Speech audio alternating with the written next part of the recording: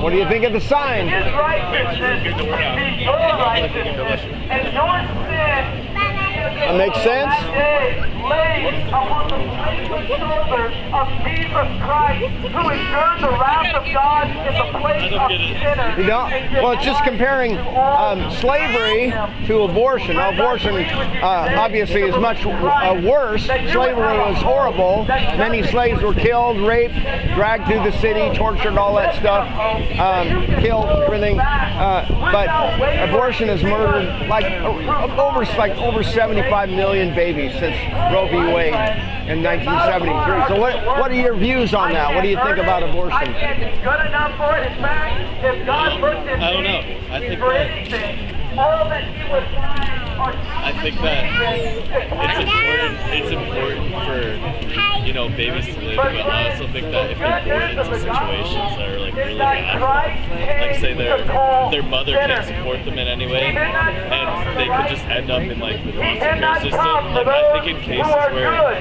they can't grow up and like live a good life, then like abortion just benefits the mother, and like it just I don't know. You see what I'm saying? Yeah. You're saying that if you have an idea that somebody might have a hard life as a baby or as an unborn baby, that you just murder them. Right? Is that what you're saying? No, like some people I'm just saying shouldn't have kids because they can't support them. I think that's different than what you were saying. If a woman has a baby and they don't think they can support it, they should kill it, right? Is that what you're saying? Once they have it, then it's like at that point the baby's just unleashed on the world. Like if the mom can't support it, then well, when I say have the baby, I mean that she's pregnant. So it's a baby from fertilization. So does that make sense? Right. Not the baby's been born. That's not what I mean by having the baby. I feel like that's where we differ on our beliefs. Yeah. I don't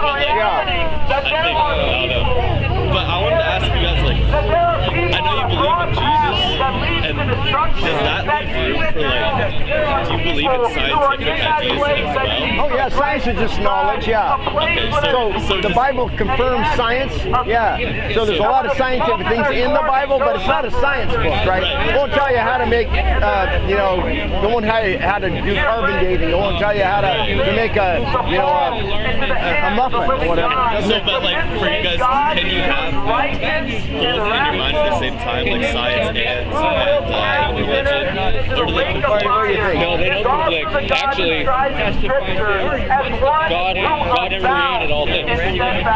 So if God created all things, then true science is actually seeking to understand how God created things. So true science, which is just knowledge, you're seeking truth, is not contradictory to Christianity.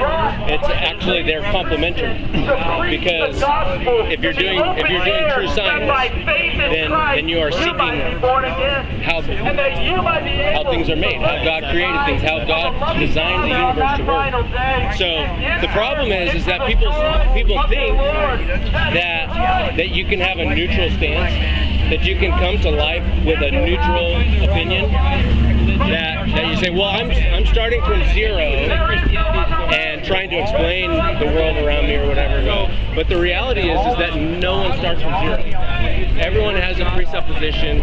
Everyone has a way of understanding the world, and that's what's influencing how they see science or religion or whatever.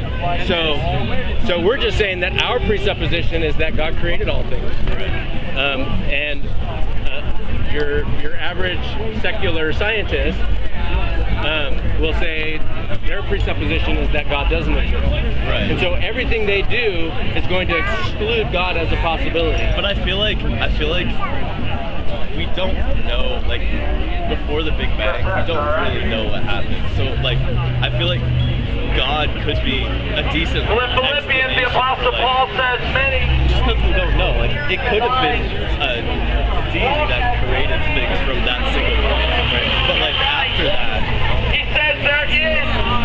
we do know what happened after that. Is there belly? That makes sense? In their shame. So comparing slavery, which is awful, but abortion, which is worse.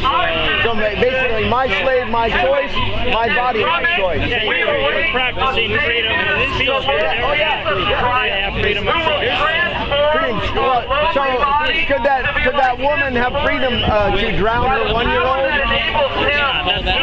That's a silly argument. So then you're making you're an ageist. You're discriminating on age based on a 1-year-old versus a newly conceived baby.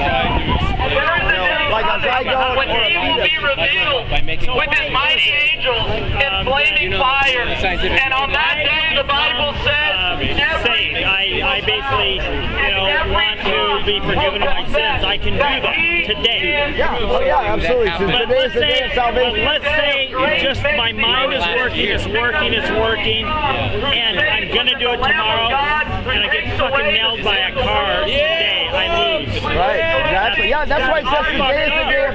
Yeah, well, so that's why I say I'm a Jack Mormon. Oh, Does Mormons fit into this? No, I just talked to Steve, nice gentleman there. He's a Mormon, but I explained that Mormon's different than Christianity. It's not Christianity. Different God, different Jesus. It's different Jesus. You gotta straighten things out in your mind. Well, our source of truth is the Bible. Mormon's source of truth is it. So today is the day of salvation, sir. God made things speaking to you today. Is the presumption That makes sense? have always been how they are. You agree or disagree? It's a presumption. I don't bite, so come talk to me. It's that way. So away from the author of we life, didn't presume that. and who choose rather as a heavy boulder to cling to their sin as it pulls them to the depth Further of build. despair. I mean, Dear friends, let go of your sin.